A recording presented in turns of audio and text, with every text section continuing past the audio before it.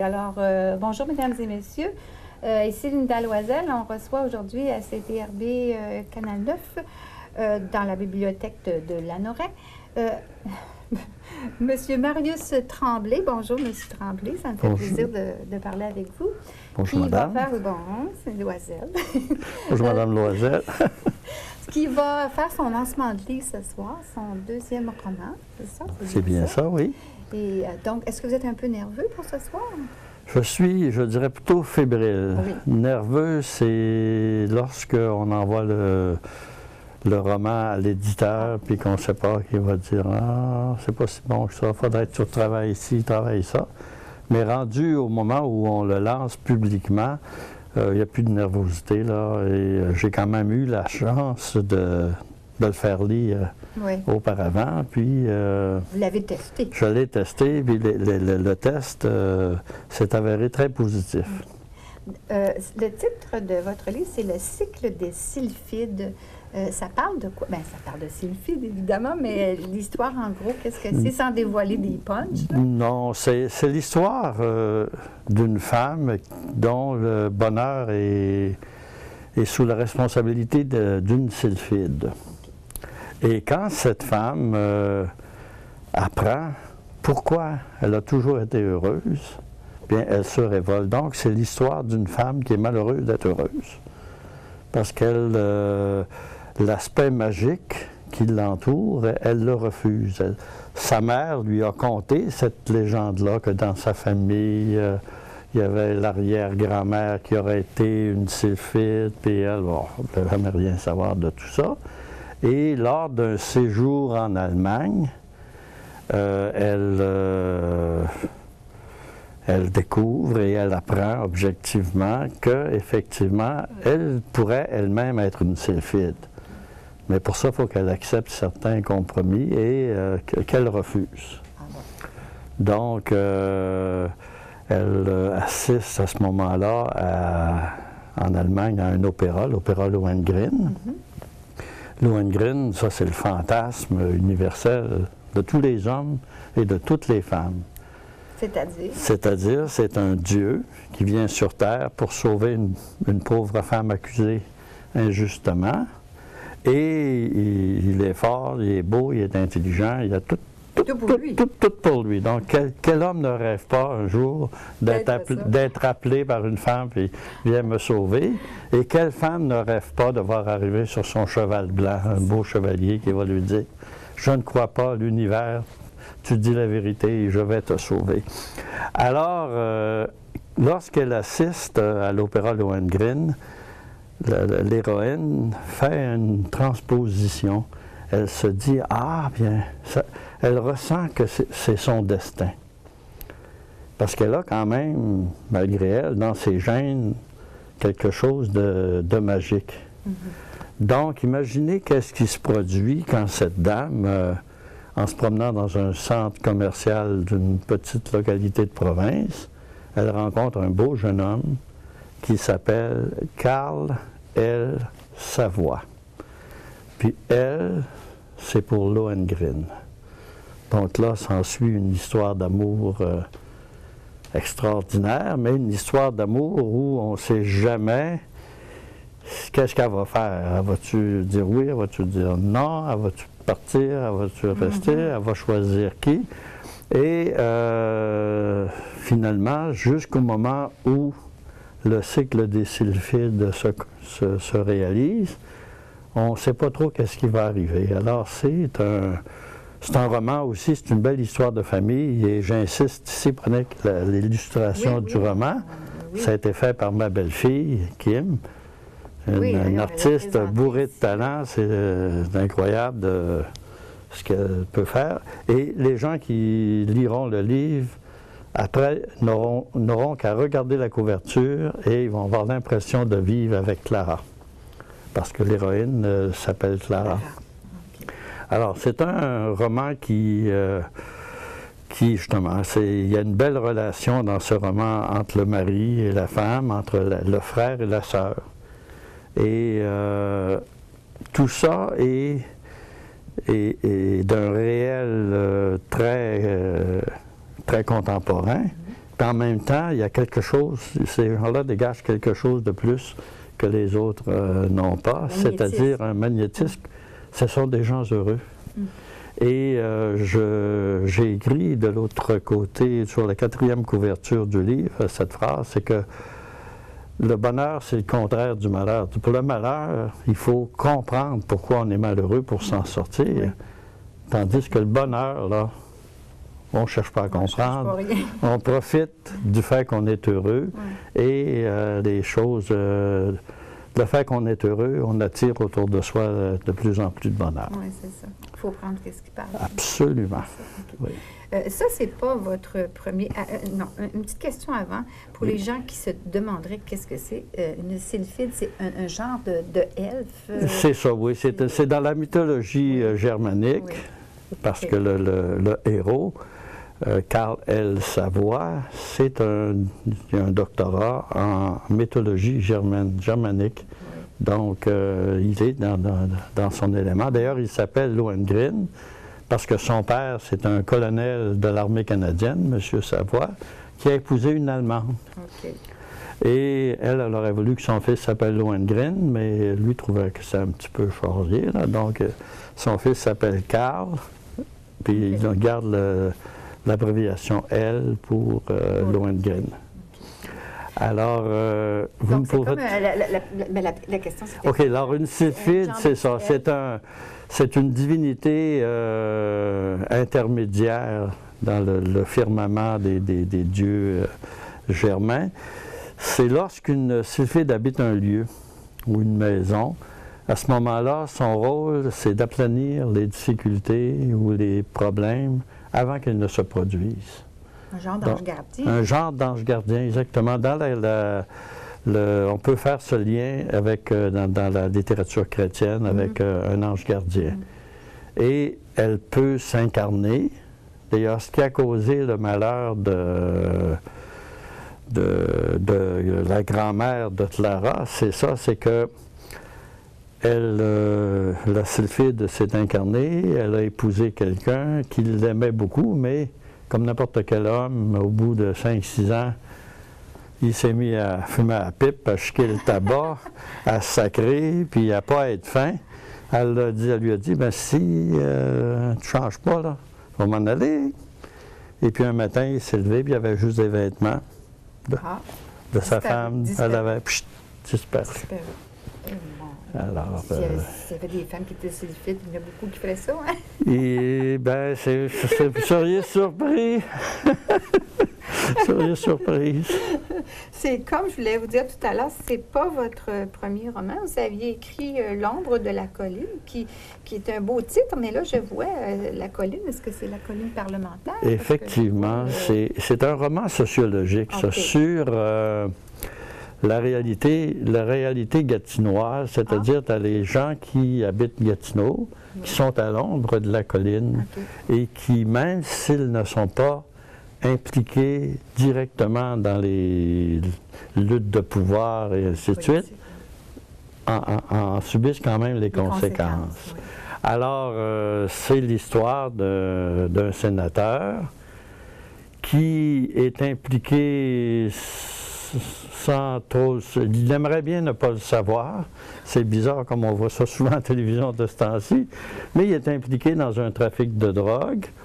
Et il a une secrétaire qui s'appelle Rita Cyr. Puis elle, du moment où elle a mis les pieds au Parlement, là, a perdu les pédales. Elle était la reine qu'elle avait toujours voulu être. Puis...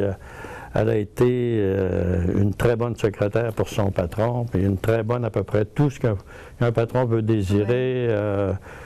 Alors, cette femme-là a eu une enfant qui n'aimait pas justement que sa mère délaisse son père pour s'occuper de la grande face de rat à Beau-Lac. C'est comme ça que la petite fille l'appelle. Et... pour enrager sa mère, elle a décidé d'aller travailler comme danseuse. Là, la mère était tout à fait l'inverse de ce que la mère voulait. Alors la mère ne voulait pas, qu'est-ce que les gens vont penser, puis ça va nuire à mon patron, puis blablabla. Et finalement, la jeune fille là, je ne donnerai pas le punch. La jeune fille est retrouvée inconsciente, abandonnée, presque à moitié nue, dans un cimetière. Oh. Donc, le père, oui, c'est ça. Le père essaye de retrouver sa fille, et lorsque on finit par savoir que la jeune fille qui est à l'hôpital de Hall, dans le coma, c'est Rita, c'est la mère, c'est Nathalie Cyr. Alors lui, il s'attend à ce qu'il il est tout content, il dit à sa femme, regarde, on vient de trouver ma fille, on va aller la voir à l'hôpital, puis elle n'a pas question. Pour faire ça à mon patron, puis t'imagines les journalistes, puis toujours la façade, et ainsi de suite. Et c'est à partir de là commence une enquête, mais le problème de l'enquête, c'est que dès le début, on sait qui sont les coupables. Ah bon? Mais comment on va faire pour le prouver? C'est comme dans le temps de Colombo, on le savait, mais c'est ça. Comment est-ce qu'on va faire pour les incriminer? Okay. Parce que là, et ça se termine très dramatiquement, parce qu'il y a une belle histoire d'amour qui se développe entre la policière, le lieutenant Lebras, et l'ami du père de la petite fille, parce que lui, à un moment donné, là, il finit par comprendre, puis il se sépare de sa femme, puis là, c'est sa fille qui compte le plus, mais j'en dis pas plus. Parce que c'est assez pour qu'on ait le goût. Oui, il faudra absolument le lire. Là, ça fera un très beau film. Oui. Ah oui, c'est à vie, hein? À vie au réalisateur. Oui, on a toujours besoin d'avoir des bons films au Québec. Vous, ces idées-là, que vous allez chercher ça où, là, dans votre imaginaire? Y a-t-il des personnages là-dedans que vous avez connus et qui vous ont influencé? J'ai travaillé dans les années 80 sur la colline parlementaire, parce que j'ai travaillé moi-même, oui. J'ai fait de la politique. Et disons que pour l'ombre de la colline, c'est plus des souvenirs d'autres personnes. Okay. C'est qu'à ce moment-là, j'avais une copine qui était adjointe de député et qui me racontait les Wonderful Wednesday, puis tout ça, c'était bien entendu l'époque faste de Pierre Elliott Trudeau. Donc le livre se passe à la fin des années au début des années 80, à la fin du règne de Trudeau. Alors, donc il y a beaucoup de choses qui sont véridiques. Qui ne sont pas. Quelqu'un qui a vécu, c'est pas quelqu'un qui a vécu. Ah oui, il y a des gens qui ont lu le roman et qui disaient une telle, là, oui, je pense que je sais qui c'est, puis une telle, je pense que je sais qui c'est, mais ça reste toujours en suspens. Ça reste toujours, on ne peut pas, les noms sont changés, puis aussi, ça finit par être des stéréotypes. Oui, à un moment donné, on finit. Mais c'est un fait qu'il y avait une mentalité de secrétaire de député ou d'adjointe, maintenant on appelle ça des adjointes parlementaires, c'est que l'intensité du travail, c'est beaucoup plus complexe maintenant que ce que c'était à l'époque. À l'époque, c'était dactylographier, répondre au téléphone, puis tandis que ils ont plus de responsabilités. Maintenant, ils ont beaucoup plus de responsabilités, donc beaucoup plus d'indépendance face à leur patron. Ben, c'est pas mauvais, ça non plus. Oui. Le cycle des sulfides. Ça tombe dans les réels un petit peu. Là, ça, c'est surtout mon côté spécialiste d'opéra. Parce que moi, je suis compositeur, j'écris des opéras, je fais de la mise en scène d'opéra. Vous avez fait un petit peu de tout, là. Vous avez touché à beaucoup de choses, la politique, quand on n'a pas de talent, il faut bien... Vous avez fait de la mise en scène. On est obligé de toucher à tout. J'ai étudié la mise en scène, j'ai étudié au théâtre. Vous avez été professeur aussi. J'ai été professeur, oui, j'ai fait... On a fait des choses, ça. Oui. Vous avez passé à travers plusieurs éléments. C'était à l'époque de la Renaissance un objectif social universel. C'est ce qu'on appelait l'homme de la Renaissance. C'était l'homme des encyclopédies. C'était la personne qui savait tout sur tout. Disons qu'aujourd'hui, au 20e siècle, c'est pas possible, mais c'est d'être intéressé à tout. Puis, disons que je n'ai pas d'habileté manuelle qui sorte de l'ordinaire. Donc, je compense en faisant de la création, exactement. Et alors, j'y ai mis là-dedans ma passion pour la musique, et c'est à partir de d'une situation concrète où je rencontrais des femmes qui, tu sais, comme on dit en québécois, ils se plaignaient le ventre plein. Là. Tu sais, il y avait des bons enfants, des bons maris, des bons ci, des bons ça, puis il leur manquait de quoi dans leur vie. Tu sais.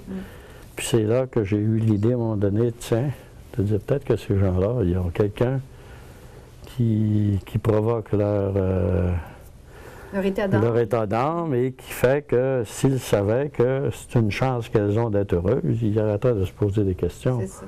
Puis c'est sûr que de nos jours, bien entendu, qu'on le veuille ou non, les médias nous encouragent à nous poser des questions. Là. Oui. Quelqu'un qui ne se pose pas de questions, là, tu sais, coudonc. Il est bien.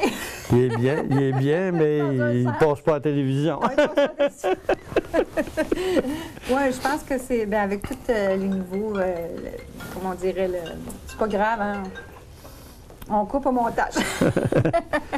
Avec toutes les nouvelles lignes de pensée, les psychologues, bon, les psychologues pour enfants, maintenant, qui n'existaient pas. Pour nouveau-nés, pour bientôt les psychologues prénataux, là, Oui, ça va arriver, ça, je suis certain. Il y en a pour les animaux aussi. Ben oui, exactement.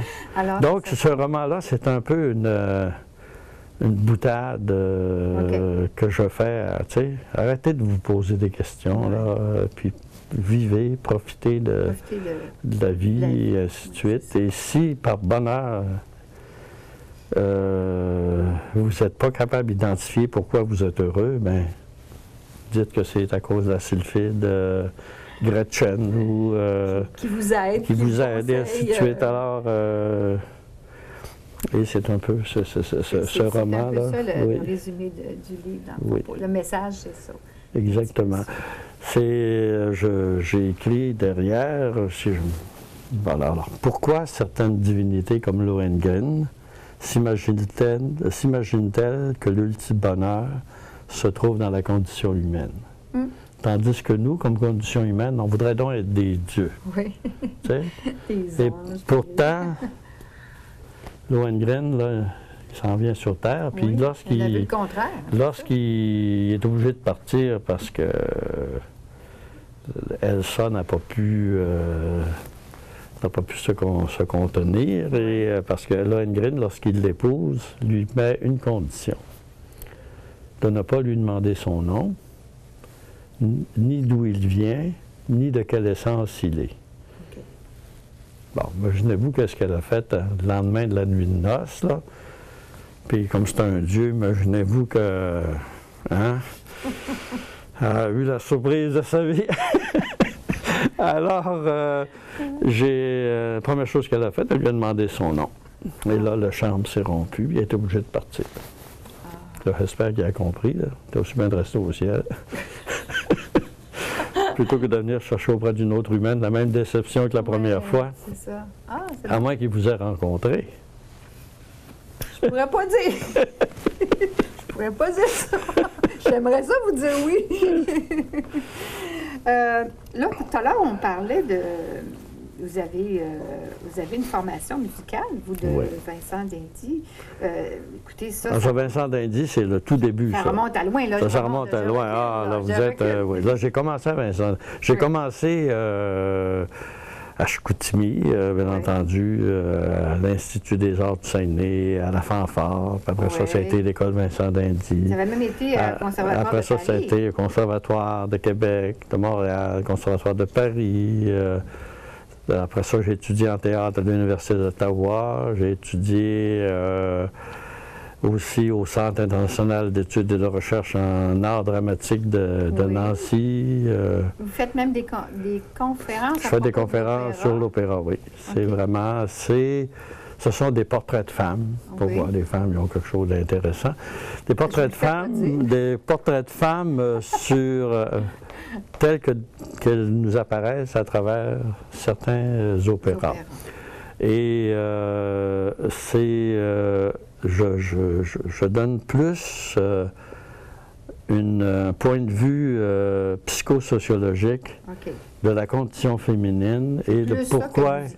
Oui, j'explique aussi le pourquoi, pourquoi c'est beau et pourquoi la musique est intéressante. Je parle un petit peu des compositeurs, mais mon point d'ancrage, c'est justement pourquoi Rosine est comme elle est et pourquoi aujourd'hui, quand elle chante Una voce poco fa, et je ne vous le chanterai pas parce que je ne fais pas la voix assez haute pour ça, c'est dommage. À ce moment-là, j'explique, on comprend pourquoi là, cette air-là, dans cet opéra. C'est quoi vos préférés, vous? Ceux qui vous font plus... Oh mon Dieu, ça dépend des jours. Bien sûr que c'est à peu près tout Mozart. Oui, OK. J'aime beaucoup Puccini. Oui. Des fois, j'ai ma vague Verdi. Oui. Alors, non, c'est assez difficile. Okay. C'est que j'ai chez moi une collection là, de DVD d'opéra. J'en ai vu beaucoup, là, je veux dire. Oui. Ce qui est un peu regrettable pour un amateur d'opéra comme moi, là, c'est que quand on a vu 12 fois la Traviata, là, vous pleurez plus, là? Ça me fait rien, là. Tu sais, quand l'Opéra de Montréal la présente une 14e fois, là, c'est moins tentant, là, Okay. Il y a malheureusement, à cause des problèmes d'argent ou quoi que ce soit, les maisons d'opéra ne prennent pas de chance, puis ils vont avec les œuvres les plus connues, puis ce qui est certain que ça va marcher. Parce que maintenant, il y a certaines mises en scène qui sont tellement pas intéressantes. Tu te fermes les yeux, tu écoutes la musique, mais c'est quand même beau pareil. Oui, c'est beau, c'est sûr. C'est dans notre imaginaire à ce moment-là. C'est ça, exactement. Alors, moi, je pleure encore. Alors, moi aussi. Écoutez, la Traviata, là, je pleure. Juste écouter l'ouverture, je n'ai pas commencé encore. C'est ça. Ah ben moi, je suis la même chose. Non, c'est pas commencé, là, je parle, puis là, j'ai le moton, la petite boule, là, puis je pense au sérieux, là, puis pourtant, je le connais. Oui, on la connaît par cœur. Moi, j'ai la partition de à peu près tous les opéras que j'écoute chez nous. Là, souvent, avant, parce que je voulais être chef d'orchestre, donc je prenais des notes, puis là, il a fait ça. Vous vouliez ça aussi? Oui. Et vous en vouliez des choses? Oui, mais je n'avais pas la personnalité qu'il faut pour être chef d'orchestre.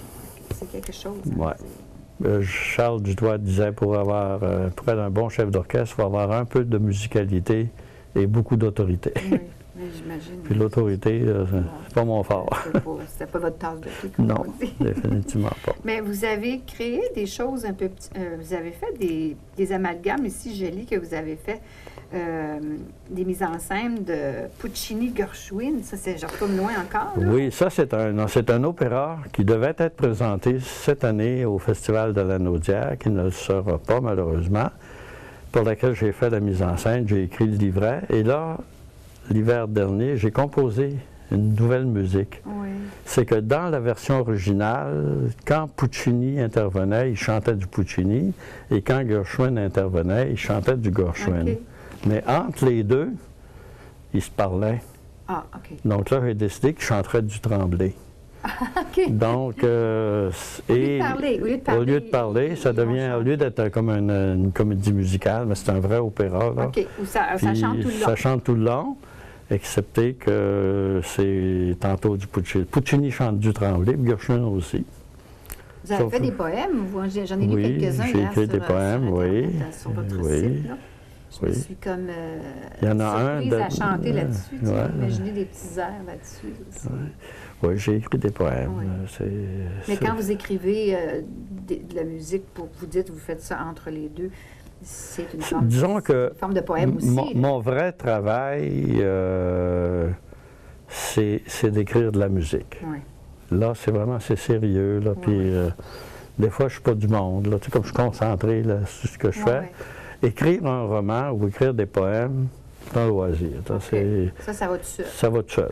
Il s'agit d'avoir un bon plan, puis tu suis ton plan. Puis là, ce qui arrive, souvent, tu as des surprises. Comme dans la première version du roman, Carl, sa voix n'était pas là. Ah, vous l'avez intégré un petit peu plus tout d'un coup, j'ai dit, tiens, ça serait le fun là, qu'elle connaisse ça, cette expérience-là. Puis pouf, il est arrivé. Bon. Je l'ai écouté, je l'ai suivi. Là. Et puis parfois, tu rencontres quelqu'un, puis te fait penser à un personnage. Je dis, tiens, elle, tu sais, comme il pourrait y avoir dans un prochain roman une animatrice de télévision. Et puis, sans que ça soit votre vie, inspiré de la personne. Oui, c'est ça. Exactement. Ben, oui, je pense que la plupart des producteurs s'inspirent des gens autour d'eux, souvent. Ben oui, souvent. exactement. Les gens qui font des monologues, tout ça, je pense qu'ils vont C'est pas toujours, chercher, puis on est peut-être, comme moi dans mes personnages, là, je suis peut-être 25% dans chacun des personnages. Oui. Tu sais, je peux pas dire que Relancir, c'est moi. Non, mais il y a une partie. Mais il y a une partie de moi là-dedans. La même chose, les personnages qui sont pas fins, là. Oui, oui. Il y a, tu sais, puis il y a une partie de Rita Cyr qui pourrait m'appartenir. Un peu comme les comédiens. Les Absolument. comédiens, quand ils jouent, il y a un peu d'eux autres là-dedans. Ben oui, c'est ça. Faut Alors, c'est un petit peu normal. Qu'est-ce que j'ai lu? J'ai lu tellement de choses sur vous. La méthodologie de l'éducation musicale, j'ai vu ça, là, les aptitudes préalables à l'apprentissage de la musique. C'est quoi ça, les aptitudes préalables? On a des aptitudes préalables. Oui, c'est qu'on peut les développer. OK. Tu sais, par exemple, ça, j'ai fait ça. Ouf, ça, vous avez reculé loin, là. J'ai reculé loin, j'ai commencé au début, moi, là. C'est, disons que je me suis rendu compte que, comme pour n'importe quel acquis d'apprentissage, il faut donner aux enfants la chance de développer leur habileté manuelle. Tu sais, avant de lui monter à écrire, là, on le fait barbouiller, puis ainsi de suite. Et pour la musique, souvent, on ne le fait pas, ça. On part tout de suite avec une petite flûte, puis envoyons. Donc, moi, j'ai inventé une méthodologie qui permettait de développer de apprivoiser le monde sonore et puis la capacité de pouvoir le reproduire, parce que le monde sonore, c'est un... Mais d'ailleurs, toutes les formes d'apprentissage, on reproduit le geste que la maîtresse d'école nous fait. Donc, c'était ça que j'ai fait.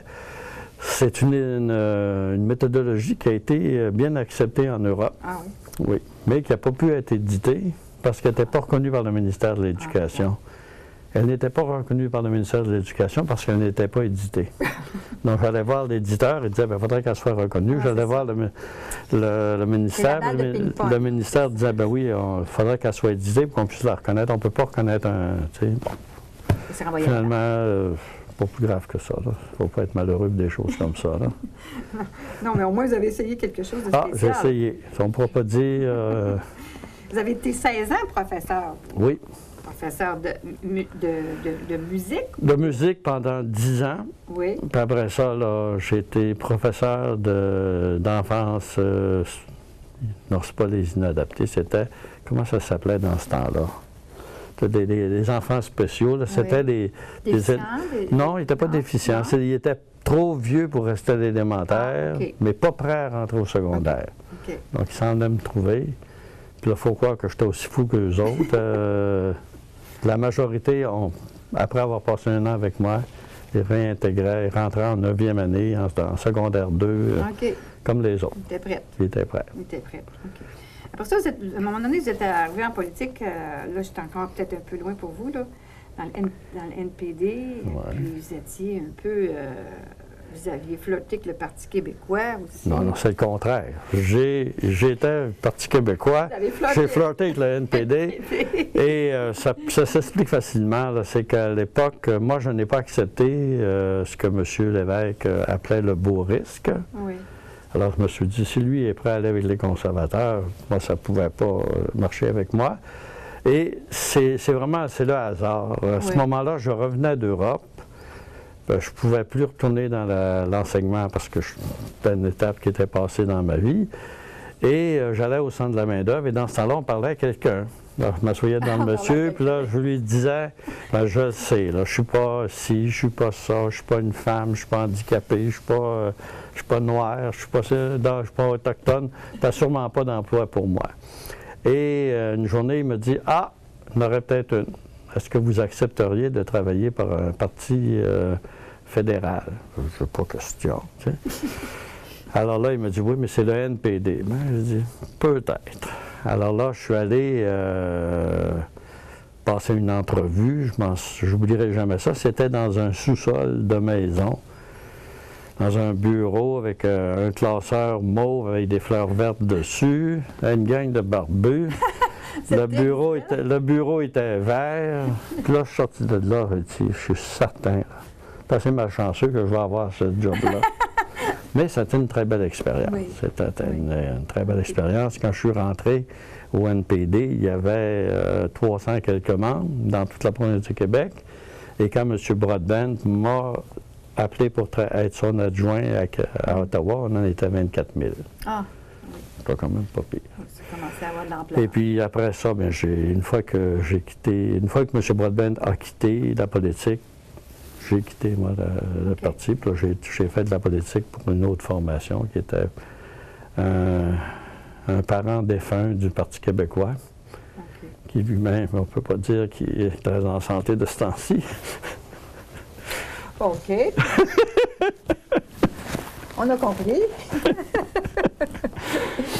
Dans le fond, vous avez touché tellement à diverses choses que, à quelque part, seriez capable d'être un petit peu autodidacte. Vous avez tout ce que vous avez appris. Vous pourriez faire un autre roman sur un autre sujet. Absolument. Bien, pas trop. Là, je peux parler de politique parce que Oui. Donc, en politique, j'étais vraiment autodidacte. Oui. J'aimais ça, des fois, rencontrer des sommités en politique. Oui. Ils me disaient, vous avez fait vos sciences politiques avec un tel. Je disais, non. Ah, ben c'est pas avec lui, ça devait être avec un tel. Je disais, non. Là, il me demande, mais où vous avez fait vos sciences politiques? Puis je répondais, au Conservatoire de Paris.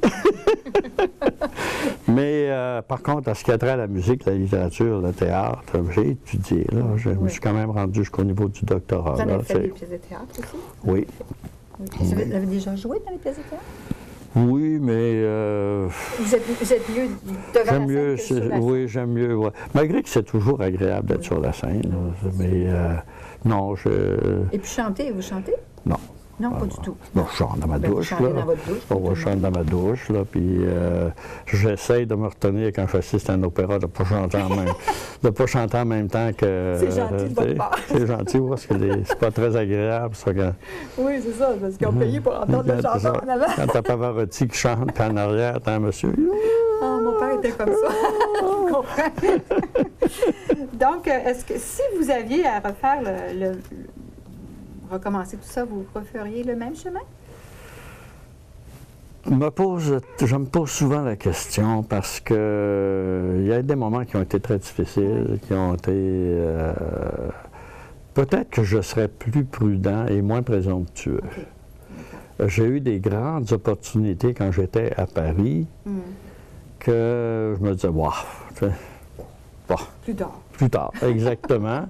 Et puis à un moment donné, pouf! La circonstance disparaît, oui, puis elle ne sera pas du tout. Donc, c'est ça. J'étais un petit peu... j'aimais prendre des risques, puis je me disais, si c'est pas ça, ça va être d'autres choses de mieux. Et ça a été d'autres choses. Ça a été d'autres choses, mais c'est pas sur le coup, c'est pas toujours évident que le mieux est pour arriver. C'est parce que dans le temps, vous ne saviez pas la suite. Aujourd'hui, vous êtes capable de le dire. Oui, à mon âge, là, maintenant, là, c'est ça. Il y a plus de passé que de futur. Oui, donc, ça, en tout cas. Et donc, dans le fond, vous n'avez pas vraiment de regrets. Aucun regret. Non. OK, vous êtes comme Édith Piaf. Et surtout pas de remords non plus. Non, il ne faut pas. Parce que là, je suis certain que ma place au ciel, là, elle est prête, tabarnouche, oui. Vous êtes déjà béni, vous? Oui, puis j'ai demandé d'être assis à gauche du père. Parce qu'à droite, il y a des oppris. À droite, tout le monde veut aller s'asseoir à droite du père. Donc, peut-être une chance d'être le 20e à gauche. Tandis qu'à droite, 100 millionième à droite, là. Donc, il a pensé à son affaire. C'est ça. Vous pensez vraiment à votre avenir? À moins que, bon Dieu, ait le torticolis comme ça, puis il regarde juste d'un côté. À ce moment-là, tant mieux, ça nous permet plus de liberté. Vous jouer un tour comme ça. Puis de virer de bord. On verra bien, c'est ça le rêve. Écoutez, je vous souhaite la meilleure des chances avec votre roman. J'espère que les gens vont s'accrocher aux sylphides et qu'ils vont vraiment découvrir quelque chose d'original, finalement, qui sort de l'ordinaire. C'est rare qu'on entend parler des sylphides dans un roman. Peut-être que j'ai pas assez lu dans ma vie, mais moi, en tout cas, ça me... Et quand j'ai entendu votre mot, j'ai pensé à la chanson de Serge Lama. Et il y a une chanson qui dit des sylphides. Absolument. J'ai eu un flash, là. Et puis, il y a des ballets. Ah oui, il y a beaucoup de... Des ballets, des sylphides. Il y a un opéra aussi qui s'appelle des sylphides. Je veux dire, en roman... En roman, non. En roman, non. Je pense que je suis le premier. Bien, tant mieux. Tant mieux, certain. Le premier à gauche du père. C'est ça. Ben, merci beaucoup, M. Tremblay. Merci, madame. Ça fait plaisir. Merci. Et puis, avant de partir, on va avoir juste une petite conversation avec notre artiste ici. Bonjour, Kim. Je suis avec Kim Gagnon. C'est l'artiste qui a fait le beau cadre que vous voyez. Bien, pas le beau cadre, la peinture qu'il y a dans le beau cadre ici et qui représente le livre de Marius Tremblay, Le cycle des sylphides. C'est très beau. Vous avez étudié la peinture ou c'est un talent naturel? Ou, c'est plutôt un talent naturel. Oui. Je peins depuis 2 ans, en fait. Oh. Ça fait pas longtemps. Il était temps. Il était temps que vous peigniez parce qu'on voit que c'est naturel, ça n'a pas l'air tout appris et ça paraît un petit peu que c'est de vous, là. Et vous avez l'intention d'en faire d'autres, j'espère? Ah bien oui, certainement, oui. Vous pourriez peut-être faire un appel à tous ceux qui veulent à moins que M. Marius Tremblay veut l'exclusivité. L'exclusivité, vous pourriez peut-être offrir vos services à des auteurs. Absolument, ça me ferait plaisir, oui. Pas? Mm-hmm. OK. Et des cours, vous aimeriez en prendre ou ça va bien comme ça? Oui, bien, je suis plutôt autodidacte. Oui. J'ai aussi un métier autre que la peinture. Donc, moi, je suis psychoéducatrice en réadaptation physique. Okay. Donc, je fais ça comme passe-temps. C'est votre loisir. C'est mon loisir. C'est un très beau loisir. Vous le faites très bien. En tout cas, merci. Je vous félicite. Puis, ça représente très bien, en tout cas, une sylphide, ça doit être comme ça, là, les petits cheveux lousses, puis un beau teint. Oui, en fait, la belle Clara qui est dans le livre... c'est elle. Quand on la voit, c'est Clara. Oh, okay. Oui, c'est vraiment elle. De la façon qu'elle est décrite, oui, oui. Vous êtes tombé dans votre imaginaire. Oui, tout à fait, c'est ça. Ben, oui. C'est très beau. Ben, je vous félicite. Merci. Puis, merci d'être là. Merci.